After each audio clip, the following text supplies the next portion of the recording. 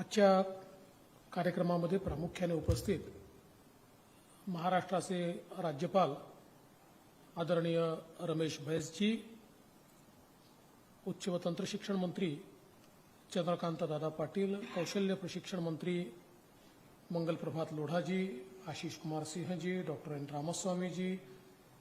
कुलगुरू डॉक्टर अपूर्वा पालकर जी, मुरलीधर चांदेकर जी, दिगंबर दळवी जी, या ठिकाणी उपस्थित सर्व पुरस्कार्थी, सर्व मान्यवर, उपस्थित भगिनी आणि बंधूंनो, आज स्वर्गीय दत्ताजी डिडोळकर सन्मान समारोह आणि महापुरुषांचे कौशल्य विचार असा एक दुहेरी सोहळा आयोजित करण्यात आला आहे। दत्ताजींच्या बद्दल आपण या ठिकाणी एक चित्रफित देखील बघितली आणि या सभागृहामध्ये अनेक चेहरे मला पाहायला मिळत आहेत की ज्यांनी अतिशय जवळून दत्ताजींच्या मार्गदर्शनाखाली काम केलं आहे,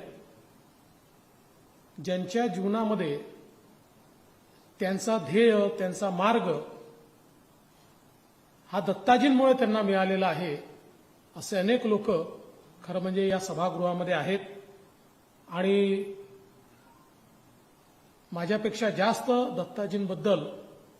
त्यांच्याकडे माहिती देखील आहे। खरं म्हणजे मी अगदी सुरुवातीच्या काळात जेव्हा विद्यार्थी परिषदेचं काम सुरू केलं त्याचे थोडं आधी दत्ताजींकडे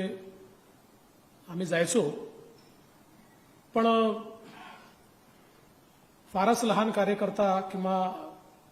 वय देखील लहान असल्यामुळे खूप जवळचं सानिध्य काही दत्ताजींचं लाभलं नाही। मात्र त्यांचं जे व्यक्तिमत्व होतं, ज्याच्याबद्दल दादांनी देखील आज उल्लेख केला, हे पूर्णपणे समर्पित अशा प्रकारचं व्यक्तिमत्व होतं आणि एक व्यक्ती किती असामान्य कार्य करू शकतो, किती लोकांचं जीवन बदलू शकतो, किती लोकांना दिशा देऊ शकतो, किती लोकांचा मार्गदर्शक होऊ शकतो, याचं मूर्तिमंत उदाहरण दत्ताजी होते। विद्यार्थी परिषदेसारख्या आज देशात आणि जगामध्ये एका मजबूत आणि मोठ्या संघटनेच्या स्थापनेमध्ये, त्याचं रोपटं लावण्यामध्ये त्यांनी जे कार्य केलं आणि त्यानंतर असंख्य कार्यकर्ता ते घडवत गेले। आज विद्यार्थी परिषदेचं मोठं स्वरूप जे आपण पाहतो ते दत्ताजींनी घडवलेल्या अनेक कार्यकर्त्यांमुळे आणि केवळ विद्यार्थी परिषदेमध्ये नाही तर शिक्षण क्षेत्रामध्ये दत्ताजींनी मोठ्या प्रमाणात कार्यकर्ते घडवले, विचारक घडवले, संघटक घडवले आणि म्हणूनच आज एक मोठं कार्य ते विद्यापीठाच्या क्षेत्रातलं असो किंवा विद्यार्थी परिषदेतलं असो हे आपल्याला पाहायला मिळतं। विवेकानंद शिळा स्मारक जे आहे त्याच्या संदर्भात देखील एक महत्वाची भूमिका त्यांची राहिली आणि खरं तर ज्या विचाराने ते प्रेरित होते त्या राष्ट्रीय स्वयंसेवक संघाच्या विचारामधली ही ताकद आहे की सामान्य वाटणारी माणसंच असामान्य कार्य करतात आणि तशा प्रकारचं असामान्य कार्य करणारे दत्ताजी होते आणि म्हणूनच त्यांच्या जन्मशताब्दीच्या निमित्ताने कौशल्य विकास विभागाने आणि विशेषतः कौशल्य विद्यापीठाने हा जो काही कार्यक्रम या ठिकाणी आयोजित केला आणि सामाजिक क्षेत्रामध्ये उत्कृष्ट काम करणाऱ्या 5 लोकांचा सन्मान हा दत्ताजींच्या नावाने या ठिकाणी आज करण्यात आला आणि मला विश्वास आहे की जरी शताब्दी समारोहाच्या निमित्ताने याची सुरुवात झाली असली तरी हा वन टाइम सन्मान असू नये तर दरवर्षी हा सन्मान अशाच प्रकारे होत राहावा आणि तो होईल ही मला निश्चितपणे अपेक्षा आहे. आज एक चेअर देखील आपण त्यांच्या नावाने सुरू केली आहे आणि ही देखील अत्यंत महत्वाची गोष्ट आहे की भारताचा इतिहास हा खरोखर प्रेरणादायी आहे. पण इतिहास शिकवताना आमच्या इतिहासाचे जे प्रेरणादायी वर्ष आहेत तेच अभ्यासक्रमातून डिलीट झाले आणि म्हणून अनेक पिढ्या अशा तयार झाल्या की ज्यांना भारताचं कर्तृत्व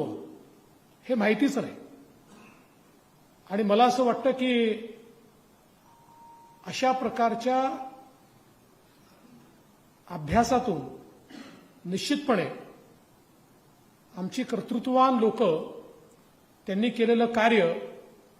हे संशोधनातनं पुढे येऊ शकेल.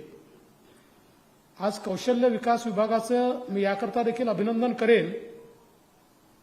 की महापुरुषांचे कौशल्य विचार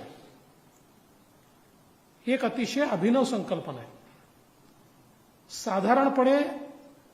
महापुरुषांचे सामाजिक विचार हे अधिक प्रकर्षाने मांडले जातात, त्याच्यावर अधिक प्रकर्षाने लिखाण केलं जातं, त्याच्यावरच चर्चा होते आणि त्याच्यावरच संशोधन होतं. पण ज्या 5 महापुरुषांचा इथे उल्लेख झालेला आहे, छत्रपती शिवाजी महाराज असतील किंवा महात्मा ज्योतिबा फुले असतील, लोकमान्य टिळक असतील, वीर सावरकर असतील, ही सर्व मंडळी अशी आहेत की ज्यांनी केवळ सामाजिक विचार मांडलेले नाहीत, सामाजिक विचारांपेक्षा प्रभावी आर्थिक विचार त्यांनी मांडलेले आहेत. कारण समाजाचं परिवर्तन हे केवळ सामाजिक होऊन चालत नाही. सामाजिक आर्थिक परिवर्तनातून समाज आणि देश घडत जातो आणि त्याची प्रत्यक्ष कल्पना या महापुरुषांना होती. आणि म्हणूनच छत्रपती शिवरायांचे जे काही विचार आहेत किंवा आज वेगवेगळ्या प्रकारचे लेख, वेगवेगळ्या प्रकारच्या बखरी, वेगवेगळ्या प्रकारचे ऐतिहासिक पुरावे जेव्हा आपण पाहतो त्यावेळेस एक दुर्ग कसा तयार केला पाहिजे, त्याचं जे आर्किटेक्चर आहे, त्याची जी स्ट्रॅटेजिक मांडणी आहे, तिथे जे पाण्याचं व्यवस्थापन आहे, तिथे जे सुरक्षेच्या संदर्भातले त्या ठिकाणी नियम तयार केलेले आहेत, किंवा अगदी छत्रपती शिवरायांनी आरमार तयार करत असताना कुठली लाकडं, कुठली झाडं तोडली पाहिजेत, कुठली लाकडं वापरली पाहिजेत, इथपासनं तर आमची जंगलं सुरक्षित कशी ठेवायची इथपर्यंत प्रत्येक गोष्ट जी सांगितलेली आहे याच्यामध्ये एक कौशल्य दडलेलं आहे. आणि तशा प्रकारचे मावळे त्यांनी तयार केले, तशा प्रकारचे प्रशिक्षित लोक, हिरोजी इंदुलकरांसारखे, की ज्यांनी अशी रचना केली की ज्या रचनेने आजचे आमचे आधुनिक शिल्पकार किंवा आधुनिक आर्किटेक्ट देखील कुठेतरी अचंबित होतील अशा प्रकारचं त्यांचं कार्य. किंवा भारतरत्न डॉक्टर बाबासाहेब आंबेडकरांनी 100 वर्षापूर्वी भारतीय रुपयाच्या संदर्भात जे विचार व्यक्त केले होते आज ते प्रत्यक्षात आपल्याला पाहायला मिळत आहे. किंवा डिमॉनिटायझेशन का केलं पाहिजे हे 100 वर्षापूर्वी डॉक्टर बाबासाहेब आंबेडकरांनी सांगितलं. आणि त्यासोबत खऱ्या अर्थानं आपल्याला कशा प्रकारे देश जर बदलायचा असेल तर आपल्या अर्थव्यवस्थेमध्ये रोजगार निर्मिती केली पाहिजे, त्याच्याकरता आपण रोजगाराभिमुख शिक्षण कसं दिलं पाहिजे, कारखाने कसे उभारले पाहिजेत, या सगळ्या गोष्टी डॉक्टर बाबासाहेब आंबेडकरांनी खऱ्या अर्थानं आपल्यापर्यंत पोहोचवल्या. किंवा महात्मा ज्योतिबा फुलेंचं देखील आपण जर उदाहरण घेतलं तर आपल्याला हे लक्षात येईल की त्यांच्या विचारामध्ये जो गरीब होता, जो वंचित होता किंवा ज्याला क्षुद्र म्हटलं गेलं, याचा उल्लेख करत असताना त्याला शिक्षण मिळालं नाही म्हणून कशी त्याची मती गेली, नीती गेली, गती गेली आणि त्याच्यामुळे त्याचं वित्त गेलं आणि त्याच्यामुळे तो कसा शूद्र झाला, हे जे विचार त्यांनी मांडलेले आहेत हे खऱ्या अर्थानं आर्थिक विचार, स्वातंत्र्यवीर सावरकरांनी ज्या प्रकारचे विचार मांडलेले आहेत, मला असं वाटतं की हे सगळे त्यांचे आर्थिक विचार, ज्यातनं आमचा समाज हा कौशल्ययुक्त असला पाहिजे आणि केवळ मानव निर्मिती नाही तर मानवासोबत मानव संसाधनाची निर्मिती देखील आपल्याला करायची आहे, अशा प्रकारचा विचार या सगळ्या आमच्या महापुरुषांनी मांडलेला आहे. आणि म्हणून मला असं वाटतं की हे पुस्तक देखील दत्ताजींच्या या समारोहाच्या निमित्ताने प्रकाशित होणं, कारण मी असं म्हणेन की महापुरुषांची यादी जेव्हा आपण वाढवत जाऊ तर त्या यादीमध्ये कुठेतरी दत्ताजी देखील आपल्याला दिसतील, अशा प्रकारचं कार्य दत्ताजींचं होतं. आणि म्हणून